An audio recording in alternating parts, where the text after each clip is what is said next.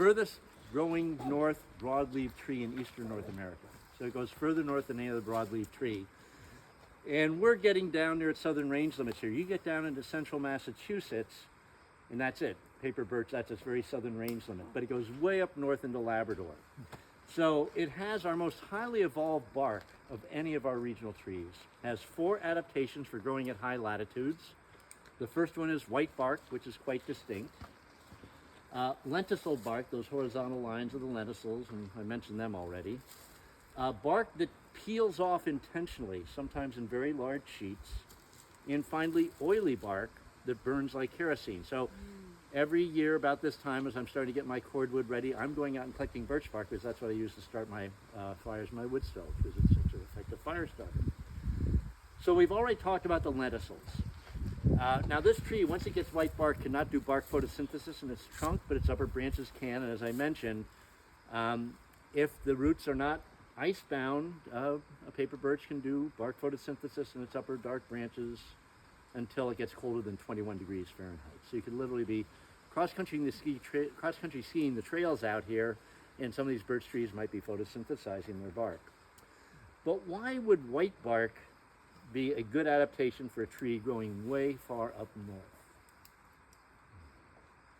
And it's not because we have great big animals that eat birch trees and they're trying to hide, so that's not it. Something to do with how they reflect light? Exactly, it's reflecting light, and during what season do you think that's important for this tree? Summertime. Close. Wintertime. So in the winter, they have no leaves.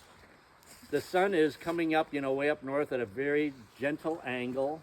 Sunlight hitting directly against the tree. And let's say you have a very still day in January, and maybe the daytime high is going to be minus 15 degrees. If this tree had dark bark, the sunlight would hit that bark and be absorbed, and that bark would heat up to maybe 100 degrees warmer than the air temperature. And what happens to solids when they heat up? They expand.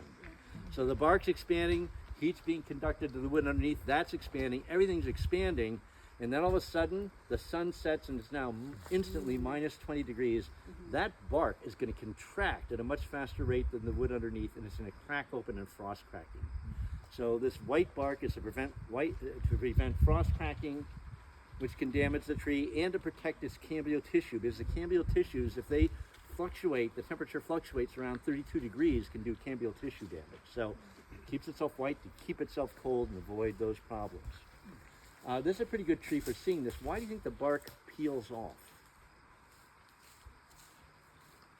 Kids have fun doing that. Well, It looks like because the bark is getting darker exactly. as it ages, and so we're it getting needs to algae renew itself. growing on here. So the peeling bark is to shed epiphytes that would darken it and keep it white. So that's why it peels.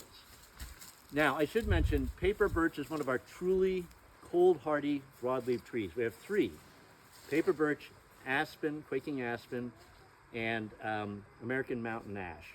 All 3 of those hardwood trees can survive temperatures colder than minus 40 degrees Fahrenheit. None of our other broadleaf trees can do that. Now, we could be out here in the coldest day of the winter. It might be 25 below zero. And the water in the living cells of all of our hardwood trees will be in a liquid form. It'll be in a super cooled liquid form. It won't be frozen. But once it gets down to minus 40, the water in those cells freezes and ruptures them. What paper birch and aspen and American mountain ash can do is they can pump the water outside their cells, let it freeze there without rupturing the cells. So they're truly, truly cold hardy. They can take temperatures down to minus 60, no problem. Yeah.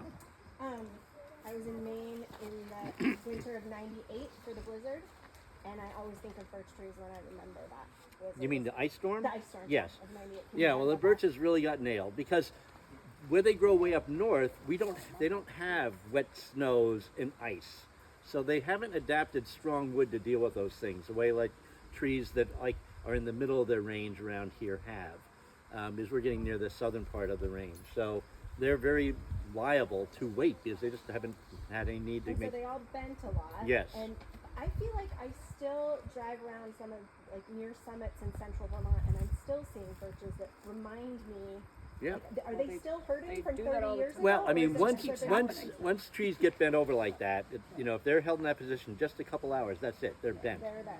So if you know, if there's nothing topping them, they will send up upper branches, go up as their new trunks, and they'll be fine. So we still do have birches that are bent like that have, you know, 1998. yeah. We had a big ice storm in central Vermont in 2014 to 2013, something like that. And I watched that happen to every Yeah. small birch around, and they are still growing, but they're just growing like this now. Yeah, and that's, whenever you see a tree that's bent like this, that's weight bent. It could have been bent with another tree landing on it, or more likely snow or ice loading. If trees are bent like this, that's when they were wind tipped as young trees and they've recovered. But going back to this guy, why do you think this really cold hardy tree, why do you think it has this really oily bark? It's the insulation. Not insulation. Insect, What's that? insect repellent. Not insect repellent. It must shed moisture. It's not shedding moisture, but you're right, really getting close. Doing something else with moisture. Conserving it. It is. It's trapping it in. Yeah, which is why it So, rots so. Oh, you know, like you a get down to duck's minus 60 feather or degrees. You got, the tree has that frozen moisture between its cells. The air is so dry. If it didn't have that vapor barrier of oil, that frozen moisture would sublimate out as gas and desiccate the tree and kill it. So it has to seal itself in this vapor barrier. That's why if you ever cut birch for firewood or something, you better split it because it will never dry it otherwise. So if we were going to make a birch bark canoe, what would the inside color of the canoe be? Reddish brown. No. No? It'd be white. Because Wow. water can go in through these lenticels along with CO2, but it can't come out. So you have to flip it and put the inner bark on the outside.